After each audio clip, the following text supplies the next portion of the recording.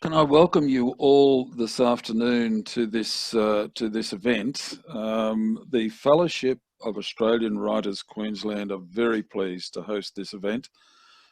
We have, in association with the Moreton Bay Region Libraries and the Redcliffe Writers Open Mic, the absolute pleasure to have three very special guests here this afternoon, very special authors.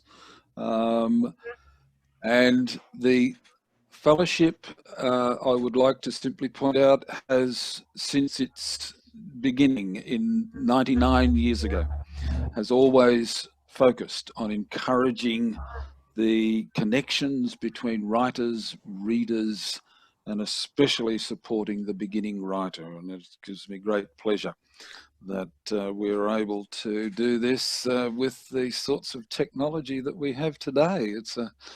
It's a different way of doing it, but hopefully a good alternative to the difficulties that we face where we can't physically meet together. Can I introduce our three guests today? Firstly, Di Riddell, who describes herself as a woman, mentor, lover and friend first, a writer, published author and speaker second. Thank you, Di. Say hello, Di. Good afternoon, everybody. Lovely to be here. Can I also welcome Sally Eberhardt? Sally Eberhardt or Eberhardt? My apologies. Eberhardt. Eberhardt, my apology. Yep, I just realised that's yes. Sally Eberhardt describes herself as a writer, author, speaker and mentor. Hello, Sally. Hi. Hi, Sally. See you all. Bye. And our third guest this afternoon is Trish Springsteen, who describes herself as a creative business consultant, a mentor, a speaker, a coach, a trainer, and an author. Welcome, Trish. Lovely to be here. Hi, Trish. Our three authors here today have each appeared at Redcliffe Writers Open Mic and spoken about their books, and the Moreton Bay Region Libraries have been kind enough to pre-record a little talk, about 7 minutes from each, and I would like to begin now with just my apologies, I just had to admit somebody in. Well, I'd like to begin now with a short video from Di Riddell. The procedure that what will happen today is that we will show the video of each of the guest presenter. At the conclusion of that video, I'll ask one question. It'll then be open to questions from all of you. And could I point out that there is a chat column down below that I notice that Lexia, Trish, Renee and Sally have already written stuff into to everyone. If you just click on that little icon chat down the bottom, you will see that you are able to write any question you would like to ask there as you think of it, and then we will get to the questions after each video. When the three authors have each answered their individual questions, we will then bring everybody together and have a general discussion about the process of writing and writing truthfully, which is the key, I think. So, unless there are any comments or questions from anybody, I would like to now share the video with Di Riddell. Hello. Today I'm here to share my book with you, Speak Out, From Suppression to Expression in 9 Vital Steps, to know that your voice matters. This book is a unique blend of storytelling, strategies and action steps. It's something where you get involved. It's a resource book. It's something that you will reflect back on. It's not a story that you'll pick up and read from front to back. It's something that you can refer back to over time, and it's just amazing from that point of view. So who would want to read this book? someone who feels that their voice doesn't matter, someone who wants to be more fully self-expressed, or someone who doesn't have that belief in themselves. So if that's you, you're in the right spot. Never has finding your voice and speaking out been more important than what it is today, for us to be able to build ourselves up and to be able to speak out and say what it is that we need to say. Expression is such a wonderful thing, and in sharing those stories, because in today's society we thrive, we look for connectivity and authenticity, and that we will find through expression, not through expression. So just let's think about it. It's about stories. They're powerful, they're inspiring, they're motivational.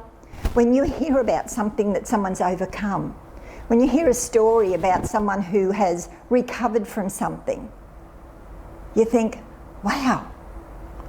And if you're going through the same thing, you think, I can relate to that. Because a lot of stories, you put yourself in the for instance, and sometimes it can be even embarrassing. But that's what stories are all about, because we love story. We learn stories when we sat on our mum's lap when we were children. And that's grown into adulthood, and you use your imagination, and there's nothing more powerful than a human imagination. So the stories encourage you to go through the challenges, through the tough times, and know that you can come out the other end when you see that somebody else has done it. The concerns, the challenges that I raised during the book cover guilt, shame, rejection, fears.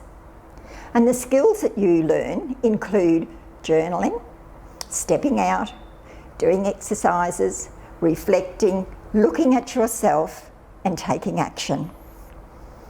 You know, sharing my story shows you how I have moved through life and gone down when I hit rock bottom, and how I stepped out. When you can see that somebody else has done that, that's a powerful thing to be able to see. And it doesn't mean to say that you would cover the same journey as me, but it does mean to say that you think there is another way. Storytelling opens up other possibilities. And I've turned my pain into power to empower others. So let's just look at, so there we are, speak out, oh, strong stuff.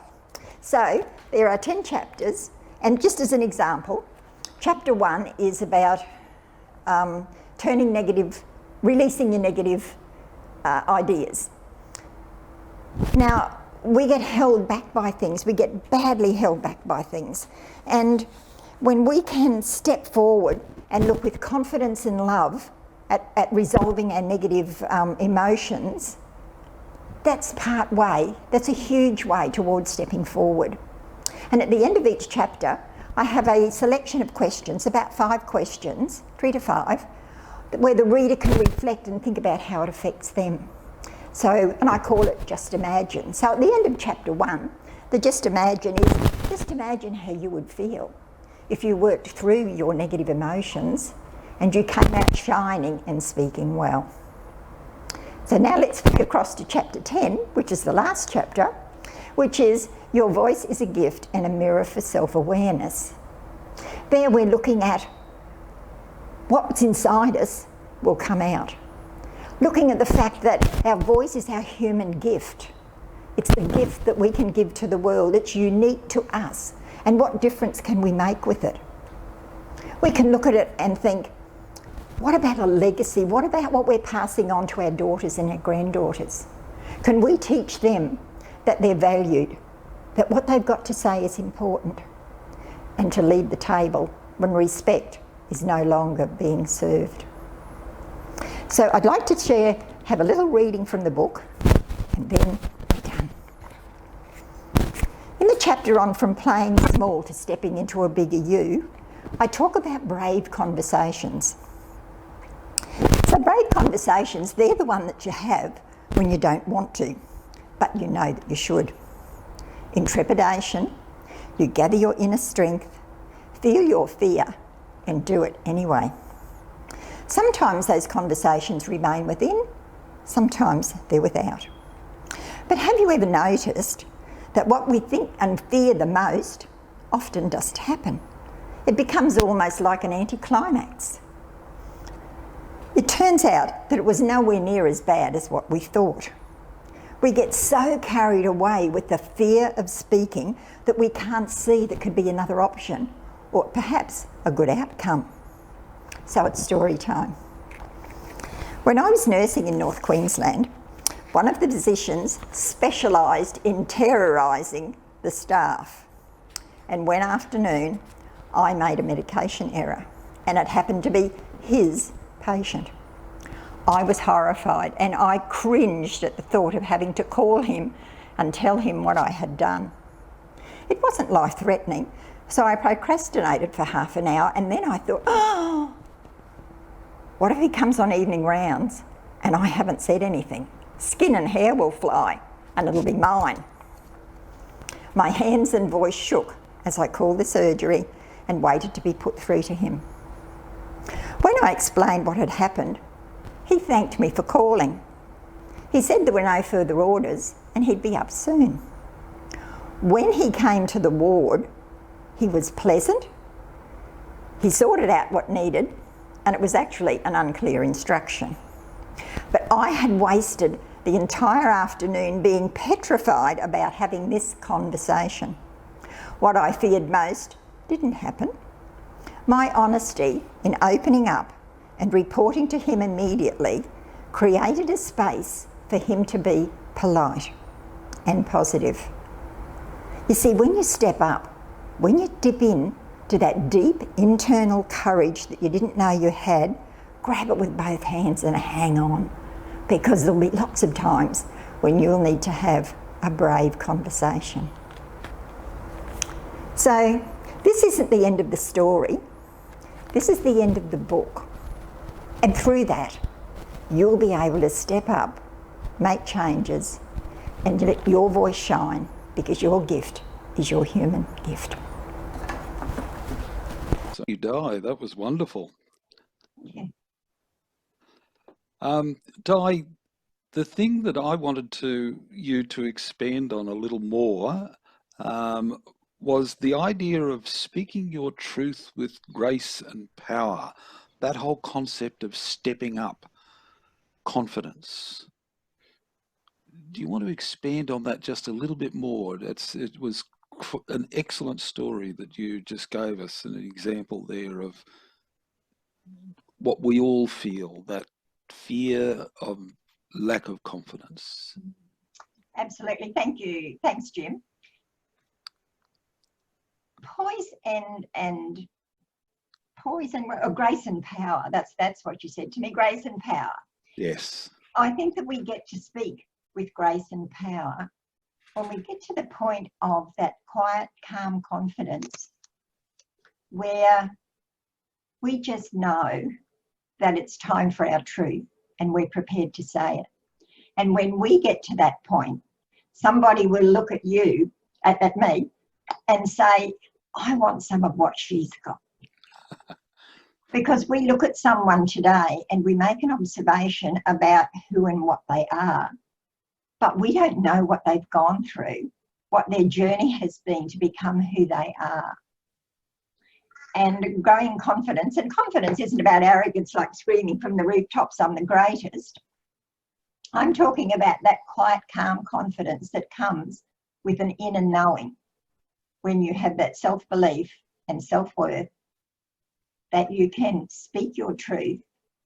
And when you are real, raw and authentic, then I found through sharing my stories, it opens the door for others to be open and honest with me. And so many people have opened up as a result of that. We had an example while Pete and I were travelling down south where I met with a group of ladies, particularly it was supposed to be about storytelling, and it turned out that 5 of the 6 had been through domestic violence, and it opened up such a conversation that was just incredible. And 2 of them had never spoken about it, and they were all mature women. So, you know, that it might not sound like poise and power, but it is poise and power when you have that ability to create the space to let others speak up and speak out. because they're growing in different ways and we're all very different. This morning I read a masterclass on how to speak confidently without fear, and it's not about not having fear. It's about transforming your fear. It's not about never feeling fear. It's how long are you going to stay down and overwhelmed by it before you can move from disempowerment to empowerment.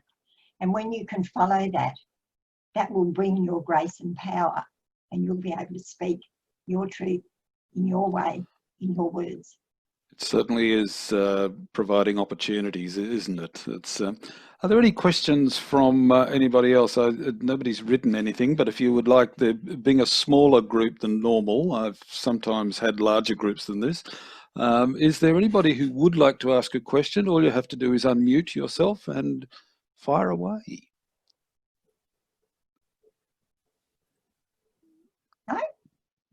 No other questions? Look, let's move on to Sally straight away, because I want to, all three of you at the end will be able to talk about that concept of speaking honestly and truthfully, and because that's one of the most important things I think that the art of writing provides. So Sally, could we go straight on to your video